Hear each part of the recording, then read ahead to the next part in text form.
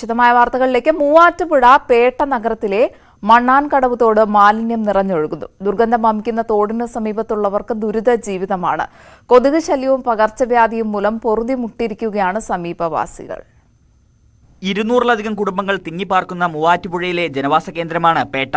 നഗരത്തിന് നടുവിലൂടെ ഒഴുകുന്ന മണ്ണാൻകടവ് തോട്ടിലേക്ക് ശുചിമുറി മാലിന്യമടക്കം എത്തിച്ചേരുന്നുണ്ട്. KSRTC പരിസരത്തു നിന്നും ആരംഭിക്കുന്ന ഓട മണ്ണാൻകടവ് തോട്ടിലേക്കാണ് എത്തിച്ചേരുന്നത്. മാലിന്യം നിറഞ്ഞ് തോട്ടിലെ വെള്ളത്തിനിപ്പോൾ കറുത്ത നിറമാണ്. അസഹനീയമായ ദുർഗന്ധം വമിക്കുന്നതിനാൽ സമീപവാസികൾക്ക് ഭക്ഷണം കഴിക്കാൻ വരെ വളരെ ബുദ്ധിമുട്ടാണ്. കക്കൂസ് ടാങ്കിന്റെ മാലിന്യം, പല സ്ഥാപനങ്ങളിൽ നിന്നും വരുന്ന മാലിന്യം, ഓരോ വീട്ടുകാരും അവരവരുടെ വീട്ടിൽ നിന്നും ഒരുക്കിവിടുന്ന മാലിന്യം എല്ലാം ഉൾപ്പെട്ടുകൊണ്ട് ഈ തോട്ടിലൂടെ ഇങ്ങനെ മലിനജലം ഒഴുകാൻ തുടങ്ങിയിട്ട് വളരെ നാളുകളായി. ഒരു 15 വർഷത്തിന് മേലെയായി. വർഷങ്ങളായി ഈ ദുരിതം അനുഭവിച്ചു വരികയാണ് ഇവിടുത്തുകാർ. കൊതുക് ശല്യവും അസഹനീയമായി തുടരുകയാണ്. അടിയന്തര നടപടി ഉണ്ടായില്ലെങ്കിൽ പകർച്ചവ്യാധി ഉണ്ടാകുമെന്ന് ആരോഗ്യ പ്രവർത്തകരും മുന്നറിയിപ്പ് നൽകുന്നു. തോട്ടിലൂടെ എത്തുന്ന മാലിന്യം മൂവാറ്റുപുഴ കുടിവെള്ള ശുചീകരണശാലയുടെ അടുത്താണ് വന്ന് പതിക്കുന്നത്. കടുത്ത വേനലിൽ കുടിവെള്ളത്തിനായി ഇവിടുത്തുകാർ ബുദ്ധിമുട്ടുമ്പോൾ വാട്ടർ അതോറിറ്റിയുടെ മലിനജലം കുടിക്കേണ്ട അവസ്ഥയിലാണ് പേട്ട നിവാസികൾ. ന്യൂസ് 18 മൂവാറ്റുപുഴ. ഇടുക്കി പാമ്പാടും പാറയിൽ റോഡ് നിർമ്മാണത്തിനായി ടാർ മിക്സിംഗ് യൂണിറ്റ് സ്ഥാപിച്ചത് ഗവൺമെന്റ് LP സ്കൂൾ ഗ്രൗണ്ടിൽ. കൊച്ചുകുട്ടികളുടെ സുരക്ഷിതത്വം പരിഗണിക്കാതെയാണ് നിർമ്മാണത്തിനാവശ്യമായ അസംസ്കൃത വസ്തുക്കൾ സ്കൂൾ ഗ്രൗണ്ടിൽ ഇറക്കിയത്. പാമ്പാടും പാറ മന്നാക്കുടി റോഡിന്റെ നിർമ്മാണത്തിനായുള്ള മെറ്റൽ, ടാർ വീപ്പകൾ, വിറക് തുടങ്ങിയവയാണ് സ്കൂൾ ഗ്രൗണ്ടിൽ ഇറക്കിയത്. ടാർ നിറച്ച വീപ്പകളിൽ പലതും അടച്ചിട്ടുപോലുമില്ല. ടാർ ഒരുക്കുന്നതിനായി തീ കത്തിക്കുമ്പോൾ പുകയുയരുന്നത് കുട്ടികൾക്കും അധ്യാപകർക്കും ബുദ്ധിമുട്ട് സൃഷ്ടിക്കുകയും ചെയ്യും. കുട്ടികൾ കളിക്കുന്നതിനിടെ നിർമ്മാണ വസ്തുക്കളിൽ തട്ടി അപകടം സംഭവിക്കാനുമുള്ള സാധ്യത ഏറെയാണ്. ചുട്ടുപഴുത്ത ടാർ നിറഞ്ഞ വീപ്പയിലേക്ക് കുട്ടികൾ എത്തിനോക്കുമോ എന്ന ആശങ്കയിലാണ് രക്ഷിതാക്കൾ. അശാസ്ത്രീയമായ രീതിയിൽ മിറ്റലുകളും സോളിങ്ങും ടാറുമൊക്കെ ഉൾപ്പെടെയുള്ള സാധനങ്ങൾ ഇറക്കി വെച്ചിരിക്കുകയാണ്. ഇവിടെ നിരവധി കുഞ്ഞു കുട്ടികൾ പഠിക്കുന്ന ഈ സ്കൂൾ ഗ്രൗണ്ടിൽ ടാറുകൾ പോലും പല ക്യാനുകളും തുറന്നു വെച്ചിരിക്കുകയാണ്. ഇത് വൻ അപകടത്തിന് കാരണമാകും. കുട്ടികൾ ഇത് കാണുകയും അവരിത് എടുക്കാൻ ശ്രമിക്കുകയും ഒക്കെ ചെയ്താൽ അപകടം ഉണ്ടാകുവാനുള്ള സാധ്യത കൂടുതലാണ്. അതുപോലെ തന്നെ ഇതിൽ ചേർക്കുന്ന കെമിക്കൽ ഇവിടെ തുറന്നു വെച്ചിരിക്കുകയാണ്. ഇതൊക്കെ വളരെ അപകടം ഉണ്ടാക്കുന്ന സാഹചര്യമുണ്ട്.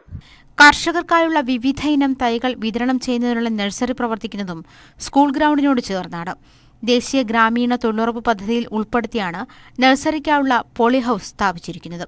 കുട്ടികളുടെ സുരക്ഷിതത്വം മാനിക്കാതെയാണ് ഗ്രൗണ്ടിനോട് ചേർന്നുള്ള നഴ്സറിയും.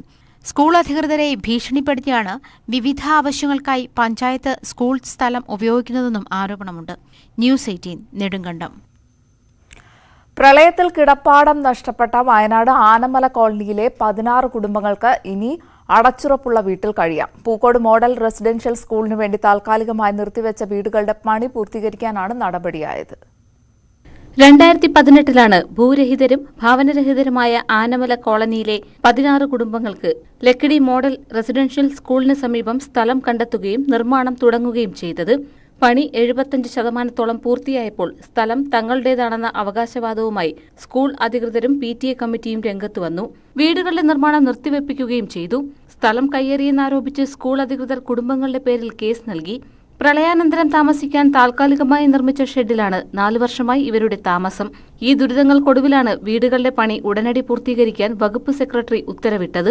ഇവിടെ ആദിവാസികൾക്ക് കൊടുക്കുന്ന ഭൂമിയിൽ അവർ താമസിക്കുന്ന സമയത്ത് അതേ ഭൂമിയിൽ തന്നെ അനധികൃതമായിട്ട് കെട്ടിടങ്ങൾ നിർമ്മിക്കുകയും ആദിവാസികൾ അവിടുന്ന് കുടിയൊഴിപ്പിക്കാനുള്ള ശ്രമം നടത്തുന്നത് തന്നെ ഇവിടുത്തെ ഉദ്യോഗസ്ഥർ തന്നെയാണ്. അപ്പോൾ ഇവിടെ ഏറ്റവും കൂടുതൽ ഇവർ നേരിട്ട പ്രശ്നം ജാതിപരമായിട്ടുള്ള വിവേചനം അവഗണനം തന്നെയാണ്. 1977 പൂക്കോട് ഡയറി ഫാം നിലവിൽ വരുന്നത്. ഡയറി ഫാം നിലനിൽക്കുന്ന സ്ഥലം പിന്നീട് ആദിവാസികൾക്ക് പതിച്ചു നൽകി. എന്നാൽ വിവിധ ഘട്ടങ്ങളിലായി ആദിവാസി ഭൂമി, വെറ്റിനറി സർവകലാശാല, അനുബന്ധ സ്ഥാപനങ്ങൾ, നവോദയ, മോഡൽ റെസിഡൻഷ്യൽ സ്കൂൾ എന്നിവയ്ക്ക് കൈമാറുകയും കെട്ടിടങ്ങൾ നിലവിൽ വരികയുമായിരുന്നു. ഈ കേസുകൾ ഇപ്പോഴും സുപ്രീം കോടതിയിലാണ്. ന്യൂസ് 18 വയനാട്. വേനൽ മഴയിലും വീശിയടിച്ച ചുഴലിക്കാറ്റിലും കോഴിക്കോടിന്റെ മലയോര മേഖലയിൽ വൻ കൃഷിനാശം. വാഴകൃഷിയാണ് കൂടുതലായും നശിച്ചത്. കാരശ്ശേരി, കൊടിയത്തൂർ ഗ്രാമപഞ്ചായത്തുകളിലായി ലക്ഷക്കണക്കിന് രൂപയുടെ കൃഷിനാശമാണ് ഉണ്ടായത്. കഴിഞ്ഞ ദിവസം പെയ്ത ശക്തമായ മഴയിലും കാറ്റിലും മലയോര മേഖലയിൽ വൻ കൃഷിനാശം. വാഴകൃഷിയാണ് നശിച്ചത്. കാരശ്ശേരി, കൊടിയത്തൂർ ഗ്രാമപഞ്ചായത്തുകളിലായി ലക്ഷക്കണക്കിന് രൂപയുടെ നാശനഷ്ടമുണ്ടായി. വിളവെടുക്കാൻ 1 മാസം മാത്രം ബാക്കി നിൽക്കെയാണ് വാഴകൾ നശിച്ചത്. മുൻ വർഷങ്ങളെ അപേക്ഷിച്ച് ഇത്തവണ മികച്ച വിലയാണ് പച്ചക്കായ്ക്ക് ലഭിക്കുന്നത്. അതിനാൽ കഴിഞ്ഞ വർഷങ്ങളിലെ നഷ്ടം നികത്താം എന്ന പ്രതീക്ഷയിലിരുന്ന കർഷകർക്കാണ് വേനൽ മഴയും കാറ്റും തിരിച്ചടിയായത്.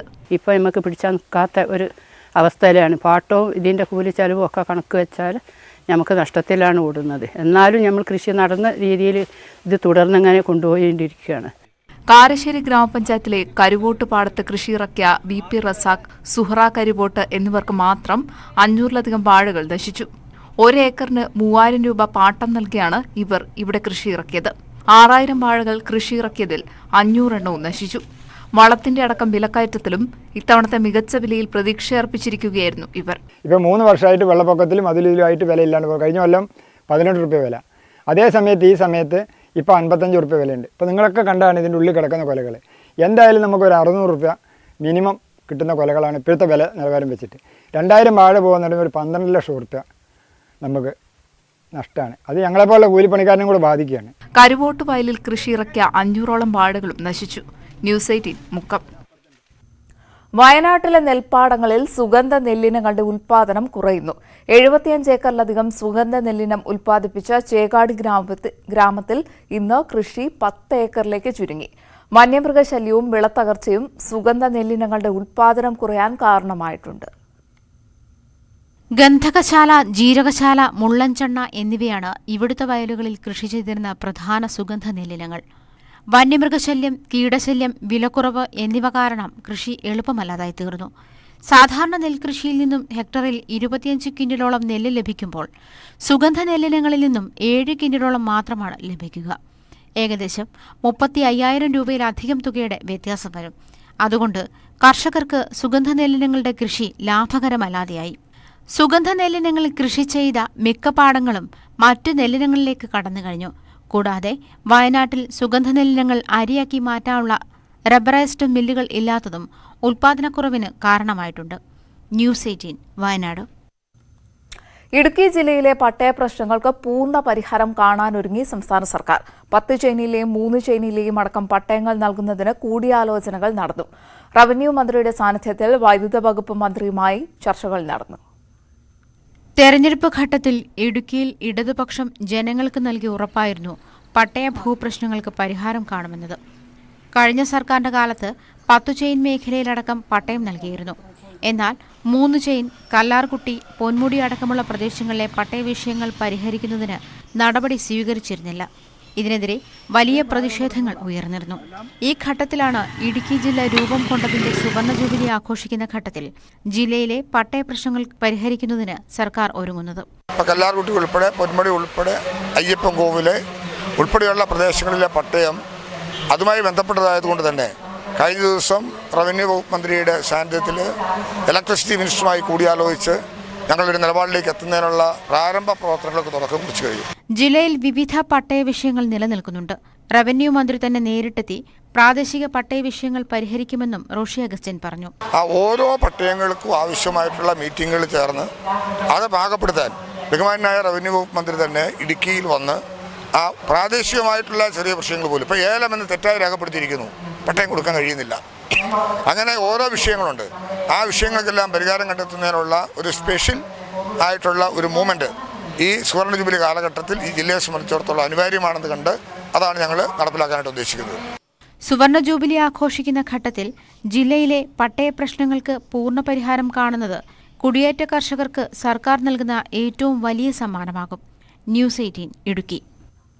സ്ത്രീ ശാക്തീകരണ പരിപാടികളുടെ ഭാഗമായി ചോക്ലേറ്റ് ഡ്രീംസ് വാട്സ്ആപ്പ് കൂട്ടായ്മയും വളാഞ്ചേരി നടക്കാവ് ഹോസ്പിറ്റലും സംയുക്തമായ ഫുഡ് ഫെസ്റ്റിവൽ സംഘടിപ്പിച്ചു. പരിപാടിയുടെ ഉദ്ഘാടനം IMA Valanchery unit president doctor N Muhammad Ali നിർവഹിച്ചു.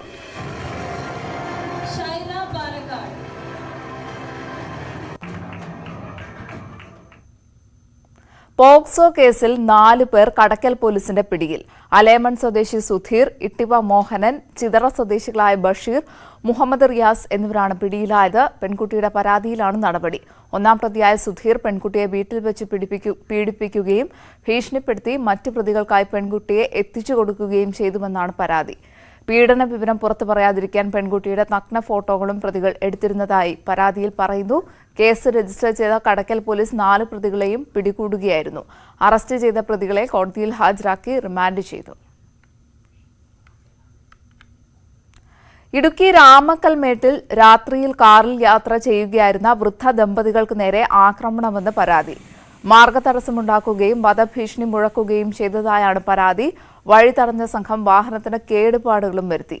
തൂത്തുപാലത്തിൽ നിന്നും രാമക്കൽമേട്ടിലേക്ക് പോവുകയായിരുന്ന തെള്ളിയിൽ ഹസൻ കുഞ്ഞ്, ഭാര്യ സുഹ്റ ബീവി എന്നിവർ സഞ്ചരിച്ച വാഹനത്തിന് നേരെയാണ് ആക്രമണം ഉണ്ടായത്. രാമക്കൽമേട് കോമ്പമുക്കിന് സമീപം ഇടുങ്ങിയ റോഡിൽ മാർഗതടസ്സം സൃഷ്ടിച്ച ജീപ്പുകൾ മാറ്റണം എന്നാവശ്യപ്പെട്ടതാണ് ആക്രമണത്തിന് കാരണം. ദമ്പതികൾ നെടുങ്കണ്ടം പോലീസിലും ആർടിഒയ്ക്കും പരാതി നൽകി. സംസ്ഥാന സർക്കാരിന്റെ ബജറ്റിൽ ഭിന്നശേഷി വിഭാഗത്തെ അവഗണിച്ചതിൽ പ്രതിഷേധിച്ച് all Kerala wheelchair rights federation Malappuram ജില്ലാ കമ്മിറ്റി മലപ്പുറം കളക്ടറേറ്റ് പടിക്കൽ പ്രതിഷേധ ധർണ സംഘടിപ്പിച്ചു. സമരത്തിന്റെ ഭാഗമായി കേരള വീൽചെയർ റൈറ്റ്സ് ഫെഡറേഷൻ ജില്ലാ കളക്ടർക്ക് നിവേദനം സമർപ്പിച്ചു. ഭക്ഷ്യസുരക്ഷാ വകുപ്പ് കോട്ടക്കൽ സർക്കിൾ വളാഞ്ചേരിയിൽ ഫോസ്റ്റ് ട്രാക്ക് ട്രെയിനിംഗ് നടത്തി. KHRA വളാഞ്ചേരി യൂണിറ്റ് കമ്മിറ്റിയുടെ സഹായത്തോടെയാണ് പരിപാടി നടത്തിയത്. മുഹമ്മദ് ജാഫർ ഫോസ്റ്റ് ട്രാക്ക് ട്രെയിനിംഗ് ക്ലാസിന് നേതൃത്വം നൽകി. ഇരുമ്പിളയം പഞ്ചായത്തിലെ പുറമണ്ണൂർ വാർഡ് 6 ലക്ഷം വീട് കോളനിയിൽ ആധുനിക സൗകര്യങ്ങളോടെ അംഗൻവാടി നിർമ്മിച്ചു. അംഗൻവാടിയുടെ ഉദ്ഘാടനം ഉത്സവാന്തരീക്ഷത്തിൽ കോട്ടയ്ക്കൽ മണ്ഡലം MLA ആബിദ് ഹുസൈൻ തങ്ങൾ നിർവഹിച്ചു. വർഷങ്ങളായി ഏറെ ശോചനീയാവസ്ഥയിലായിരുന്നു അംഗൻവാടി. സമൂഹ മാധ്യമങ്ങളിൽ വൈറലായി ജീവന് വില കൽപ്പിച്ച് പട്ടാമ്പി എന്ന ഷോർട്ട് വീഡിയോ. ലക്ഷക്കണക്കിന് ജനങ്ങൾ ഒത്തുകൂടിയ പട്ടാമ്പി നേർച്ചയ്ക്കിടയിലൂടെ ആംബുലൻസ് കടന്നുപോകുന്ന വീഡിയോ ആണ് വൈറലാകുന്നത്.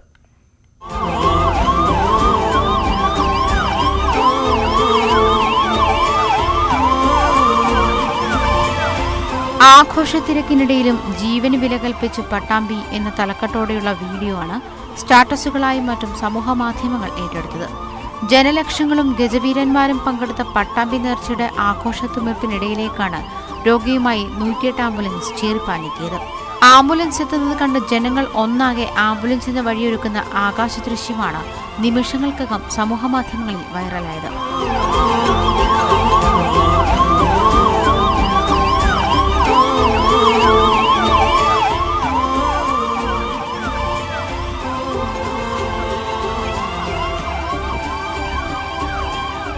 ഋഷികേശ് എന്ന ക്യാമറാമാൻ ഡ്രോൺ ഉപയോഗിച്ച് നേർച്ചയുടെ ദൃശ്യങ്ങൾ പകർത്തുന്നതിനിടയിലാണ് ആംബുലൻസ് പോകുന്നത് ആകസ്മികമായി പതിഞ്ഞത്.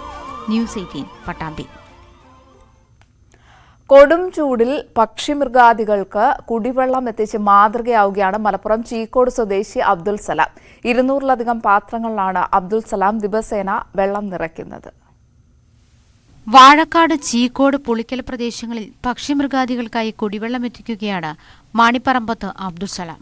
2018 മുതൽ തുടങ്ങിയതാണ് ഈ സേവനം. മലയിൽ വെള്ളം കിട്ടാതെ പക്ഷിമൃഗാദികൾ ചത്തുകിടക്കുന്നത് കണ്ടതോടെയാണ് സലാം കുടിവെള്ളവുമായി ഇറങ്ങിയത്. വീട്ടുവളപ്പിൽ ഉള്ള ഒരു കോഴിക്കൊക്കെ വെക്കണ പാത്രത്തിൽ ഈ പക്ഷികളൊക്കെ വന്നിട്ട് വെള്ളം കുടിക്കും. അപ്പം കൊടുവേനൽ സമയത്താണ് ഈ മലൻ്റെ മുകളിൽ പക്ഷികൾ ചത്തെടുക്കണ ഒരു അവസ്ഥയും വളരെ അതായത് പറക്കാൻ കഴിയാത്തൊരവസ്ഥകളിലൊക്കെ വന്നൊരു സംഭവം കണ്ടതിന് ശേഷമാണ് നമുക്കന്ന് ആടിൻ്റെ മലയിൽ വരുന്ന സമയത്താണ് ഈ സംഭവം നമ്മൾ കണ്ടിന്. അപ്പോൾ എന്താണ് ഇത് വീടിൻ്റെ പരിസരത്ത് അങ്ങനെ ഒരു പാത്രം വെച്ച് പിന്നെ 2 എണ്ണം ആക്കി, ഇതിനത് 3 എണ്ണമായി. അങ്ങനെ പോയി എന്ത് കഴിഞ്ഞ 2019 നമ്മൾ ചെയ്തത് 80 പാത്രം. ഇപ്പം 195 പാത്രം ഇപ്പം നിലവിലുണ്ട്. രാവിലെ 8 മണിയോടെ കന്നാസുകളിൽ വെള്ളം നിറച്ച് സലാം ഇറങ്ങും. പലപ്പോഴും വൈകിട്ടാണ് വീട്ടിലെത്തുക. 2-3 വർഷത്തോളമായി ഈ പക്ഷികൾക്ക്, മൃഗങ്ങൾക്ക്, അതുപോലെ എല്ലാ വിഭാഗത്തിൽപ്പെട്ട ആളുകൾ വെള്ളം എത്തിച്ചു കൊടുക്കുന്നുണ്ട്. ഒരു ദിവസം 2-3 തവണ ആണ് വെള്ളം. ഉദാഹരണത്തിന് എൻ്റെ ഓമാനുള്ള ബിൽഡിങ്ങിൽ നിന്നും അതുപോലെ എൻ്റെ വീട്ടിൽ നിന്നും പരിസരത്തുള്ള കിണറിൽ നിന്നൊക്കെ എടുത്തിട്ട് കാര്യലാഭം ഉദ്ദേശിക്കാതെ തന്നെയാണ് അവൻ വെള്ളം കൊടുക്കുന്നത്. അതിൽ അവനക്കൊരു കാര്യലാഭം പടച്ചവൻ്റെ അടുത്തേക്ക്, ഉദാഹരണത്തിന് നാളെ ദൈവത്തിൻ്റെ അടുത്ത് അർപ്പിച്ചിട്ടാണ് അവൻ ഈ സേവനങ്ങളൊക്കെ ചെയ്യുന്നത്. പിന്നെ അവനൊരു എല്ലാ കാരുണ്യപ്രവർത്തനവും എന്നും മുൻപന്തിയിലുണ്ടാവും. വർഷങ്ങളായിട്ട് അദ്ദേഹം ഈ കിളികൾക്ക് വെള്ളം കൊടുക്കുക, അതേപോലെ വഴിയോരങ്ങൾ വൃത്തിയാക്കുക, അങ്ങനത്തെ ഒരുപാട് നല്ല കാര്യങ്ങൾ കാഴ്ചവെക്കുന്ന ആളാണ്. ഇപ്പോൾ 200-ഓളം ബക്കറ്റുകളിൽ, പാത്രങ്ങളിലായിട്ട് പരിസരങ്ങളിലൊക്കെ ആയിട്ട് കിളികൾക്ക് വെള്ളം വെച്ച് വരുന്നു. അതുപോലത്തെ നല്ല കാര്യങ്ങൾക്ക് നേതൃത്വം കൊടുക്കുന്ന ആളാണ്. സലാമിന്റെ പ്രവൃത്തി കണ്ട് പലരും ഇപ്പോൾ വീട്ടുമുറ്റത്തും പറമ്പിലുമൊക്കെയായി വെള്ളം നിറച്ച പാത്രങ്ങൾ വെച്ചു തുടങ്ങിയിട്ടുണ്ട്. എന്നാൽ കുടിവെള്ളം നിറച്ച പാത്രങ്ങൾ ചിലർ നശിപ്പിക്കുന്ന പരാതിയുണ്ട് സലാമിന്. ന്യൂസ് 18 ചീക്കോട്. ഇനി കാർഷിക കേരളം.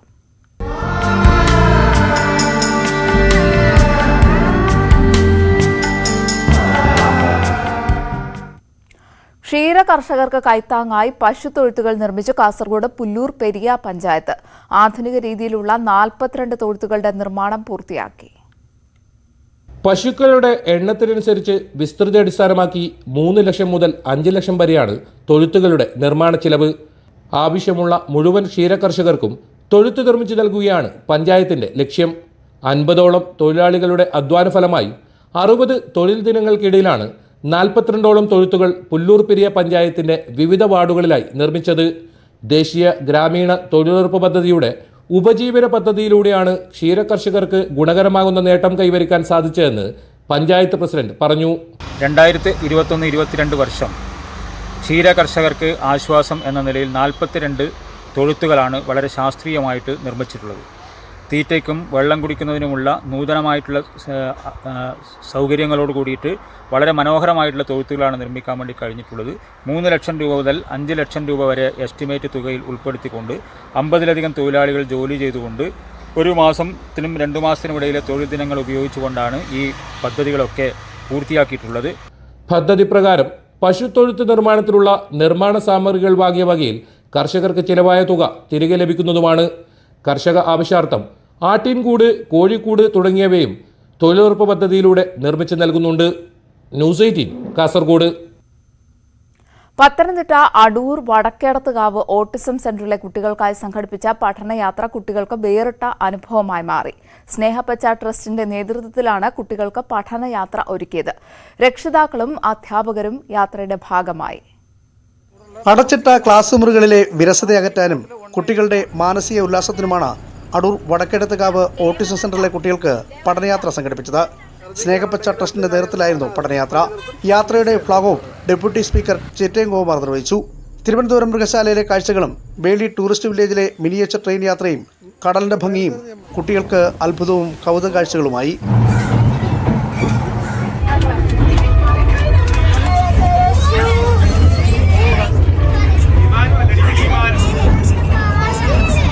സാധാരണ കുട്ടികൾക്ക് ലഭ്യമാകുന്ന യാത്രകളും കാഴ്ചകളും മാനസിക വെല്ലുവിളി നേരിടുന്ന കുട്ടികൾക്ക് ലഭിക്കാത്ത സാഹചര്യത്തിലാണ് പ്രത്യേക പഠനയാത്ര സംഘടിപ്പിച്ചത്. സ്നേഹപ്പച്ച ടീമിൻ്റെ അതോടൊപ്പം അതിന് പുറത്തുള്ളവർ ഈ സ്കൂളിലെ എല്ലാ അധ്യാപകരോടും മറ്റ് സ്റ്റാഫിനോടും എല്ലാവരോടുമുള്ള ഹൃദയം നിറഞ്ഞ നന്ദി അറിയിക്കുന്നു. രക്ഷിതാക്കളും അധ്യാപകരും കുട്ടികളും ഉൾപ്പെടെ 50 പേരടങ്ങുന്ന സംഘമാണ് പഠനയാത്രയുടെ ഭാഗമായത്. കുട്ടികൾക്കുള്ള ഭക്ഷണവും യാത്രാ സൗകര്യങ്ങളും സ്നേഹപ്പച്ച ട്രസ്റ്റിന്റെ നേതൃത്വത്തിലാണ് ക്രമീകരിച്ചിരുന്നത്. പുറം ലോകത്തെ കാഴ്ചകൾ കണ്ട് കുട്ടികൾ സന്തോഷിക്കുന്നത് രക്ഷിതാക്കളുടെയും മനസ്സ് നിറച്ചു. ന്യൂസ് 18 പത്തനംതിട്ട. ലോക സമാധാന സന്ദേശം ഉയർത്തി പയ്യന്നൂരിൽ യുദ്ധവിരുദ്ധ ജലശയനം. കണ്ണൂർ ജില്ലാ പഞ്ചായത്തിന്റെയും ചാൾസൺ സ്വിമ്മിംഗ് അക്കാദമിയുടെ നേതൃത്വത്തിലാണ് 150ഓളം പേരെ പങ്കെടുപ്പിച്ചുകൊണ്ട് ജലശയനം സംഘടിപ്പിച്ചത്. ലോക സമാധാന സന്ദേശം വാനിലേക്ക് ഉയർത്തി കുട്ടികൾ ഉൾപ്പെടെ കവായി കായലിലെ ജലശയനത്തിൽ പങ്കാളികളായി. 5 വയസ്സുകാരി സിയാഷി മുതൽ 74കാരനായ കെ ബാലകൃഷ്ണൻ വരെ സമാധാന സന്ദേശത്തിന്റെ വാഹകരായി. സമൂഹത്തിന്റെ നാനാതുറകളിൽ ഉള്ളവർ യുദ്ധക്കെടുതികളെ അനുസ്മരിപ്പിക്കുന്ന പ്ലക്കാർഡുകളുമേന്തി പരിപാടിയുടെ ഭാഗമായി. രാമന്തള്ളി ഏറൻപുഴയിൽ എം വിജിൻ MLA ഉദ്ഘാടനം ചെയ്തു. ജില്ലാ പഞ്ചായത്ത് പ്രസിഡന്റ് PP ദിവ്യ അധ്യക്ഷത വഹിച്ചു. 5 വയസ്സ് മുതൽ 74 വയസ്സ് വരെയുള്ളവരാണ് വിവിധ പ്രായക്കാർ, നമ്മുടെ ശിഷ്യഗണങ്ങളായിട്ടുള്ളവരും അല്ലാതെ ഇപ്പോൾ നീലേശ്വരം തീർത്ഥങ്കരയിൽ നിന്ന് ഇവിടെ എൻ്റെ പ്രിയ സുഹൃത്ത് സനോജ് പരിശീലിപ്പിച്ചിട്ട് വരുന്ന കുറേ ശിഷ്യഗണങ്ങളൊക്കെ ഉണ്ട്. കോഴിക്കോട്, കണ്ണൂർ, കാസർഗോഡ് ജില്ലകളിൽ നിന്നുള്ളവരാണ് ജലശയനത്തിൽ പങ്കെടുത്തത്. ലോക റെക്കോർഡ് താരവും ടൂറിസം ലൈഫ് ഗാർഡുമായ ചാൾസൺ ഏഴിമലയുടെ നിർദ്ദേശത്തിൽ 15 മിനിറ്റ് നേരമാണ് ജലശയനം നടത്തിയത്. പങ്കെടുത്തവർക്ക് സർട്ടിഫിക്കറ്റുകളും വിതരണം ചെയ്തു. ന്യൂസ് 18 പയ്യന്നൂർ. കാസർഗോഡ് മാരത്തണിൽ പാലയുടെയും പാലക്കാടിന്റെയും ആധിപത്യം, ആരോഗ്യവും സൗഹൃദവും എന്ന സന്ദേശവുമായി ഗുഡ് മോർണിംഗ് കാസർഗോഡാണ് മാരത്തൺ സംഘടിപ്പിച്ചത്.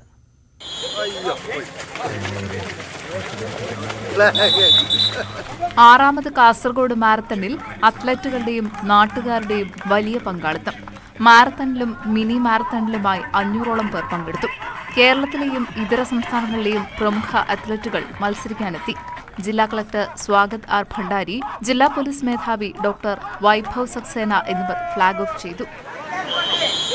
രാജ്മോഹൻ ഉണ്ണിത്താൻ, MLA-മാരായ ഇ ചന്ദ്രശേഖരൻ, എന്നെ Nellikunnu, CH Kunhambu, M Rajagopalan, AKM Ashraf എന്നിവർ മുഖ്യാതിഥികളായി. മാരത്തണിൽ പാലയും പാലക്കാടും ആധിപത്യം പുലർത്തി.